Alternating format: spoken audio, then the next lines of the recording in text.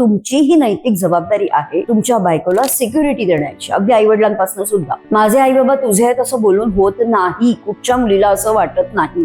तर एखाद्या हस्बंडला एखाद्या वाईफकडनं काय एक्सपेक्टेशन असतात किंवा एखाद्या वाईफला एखाद्या हस्बंडकडनं काय एक्सपेक्टेशन असतात आपल्या आता मॅरेज? बायकोला मिनिमम अपेक्षा असते की त्यांनी मला समजून घ्यावं. ते इनिशियली छोट्या छोट्या गोष्टींचं अप्रिसिएशन करणं ही तुझी जबाबदारी आहे बिंग अ नवरा. कारण तू जर मला अशा प्रकारे व्हॅल्यू आणि रिस्पेक्ट दिलास तरच तुझ्या घरातले त्यांना तो मेसेज जातोय की माझी बायको, तिला रिस्पेक्ट मिळाला पाहिजे घरात.